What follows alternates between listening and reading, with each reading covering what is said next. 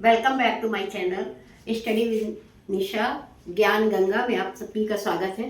आज मैं अपना नया वीडियो लेकर आई हूँ आप लोगों के लिए कि जो एक हिंदी का विशेष विषय है जिसकी सभी बच्चों को प्रॉब्लम रहती है। वो हमारा विषय आज का है हिंदी की वर्णमाला। वर्णमाला जो कि क्लास नर्सरी एलकेजी और से शुरू होते होते 12th तक भी साथ चलता है, लेकिन तब भी कॉन्सेप्ट क्लियर नहीं होता है।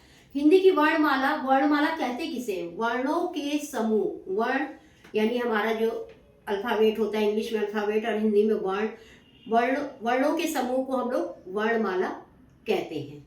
जैसे क ख आ से लेकर, अब ये वर्ण कई तरह के हो जाते हैं। का से लेकर या आ से आप शुरू कर दो, आ से लेकर ज्ञा तक। अब इसमें कई कैटेगरी आ जाती, कई चीजें आती कि कौन से वर्ण स्वर होते हैं, कौन से व्यंजन होते हैं, कौन से आगत होते हैं, कौन से अनुनासिक होते हैं, कौन से। आज मैं इन्हीं सब का अध्ययन करूंगी और इस सब का ही वीडियो में बनाकर आप लोगों तक अपनी जानकारी भेज रही हूँ। जैसे कि क्या हो रहा है कि पहले तो हम आते हैं परिभाषा में लिखित चिन्ह। लिखित चिन्ह यानी जिससे हम लिखते हैं आ ई उ का खा गा। लिखित चिन्ह या वर्णों के व्यवस्थित समूह। व्यवस्थित मीन्स आ के बाद बड़ा, छोटा के बाद बड़ा, बड़ा के बाद छोटी, मतलब व्यवस्थित रूप से रहे। ये नहीं कि आ बीच में आ गया, उ पहले आ गया, बड़ा उ उसके बाद आ गया, इस तरह से नहीं। जैसे जो अल्फाबेट होते हैं ए बी सी होती है, उसी तरह से आ ई उ ए, इस तरह से जब व्यवस्थित समूह को हम लोग वर्णमाला कहते हैं। वर्णमाला के अंतर्गत हमारे इसके कई विभाग किए जा सकते हैं। जैसे कि पहला होता है स्वर वर्ण।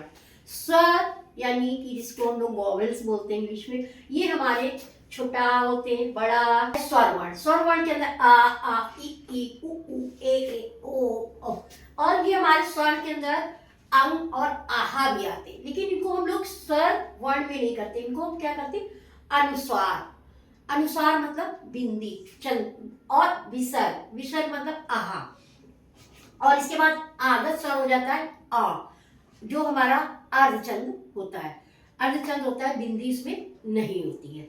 इस तरह से हम, और इसके बाद अनुनासिक। अनुनासिक मीन्स चंद्र बिंदु, चंद्र प्लस बिंदु। अनुनासिक जैसे आंख, हमारा चांद, नाक से हवा निकलती है, नाक से हम लोग जैसे बोलते हैं। और इसके बाद हमारा ये तो हमारे स्वर के कैटेगरी हो गए। स्वर के अंतर्गत क्या हो गया? स्वर वर्ण हो गया, अनुस्वार हो गया, विसर्ग हो गया, आगत स्वर हो गया, अनुनासिक हो गया। अब इसके बाद आता है हमारा व्यंजन वर्ण। व्यंजन के भी भाग हो जाते हैं। व्यंजन क्या होता है? व्यंजन शुरू होते हैं का से लेकर ज्ञा तक। जैसे कि का, और इसमें 5 आते हैं। जैसे कावर, क ख ग घ अंग। फिर चावर, च छ जा झ इय। फिर टावर, टा ठा डा ढा अण। फिर तावर, ता था दा धा धा ना। फिर पावर, पा फा बा भा मा या।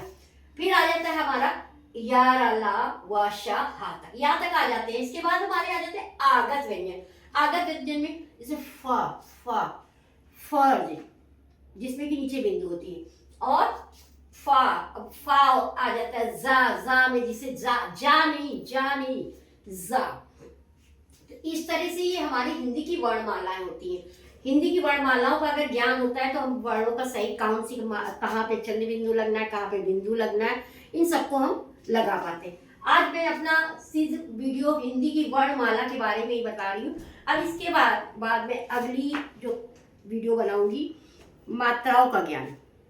तो आज मैं अपनी वीडियो यहीं पे समाप्त करती हूँ और मात्राओं के ज्ञान के लिए मैं नेक्स्ट वीडियो आपको डालूंगी। धन्यवाद।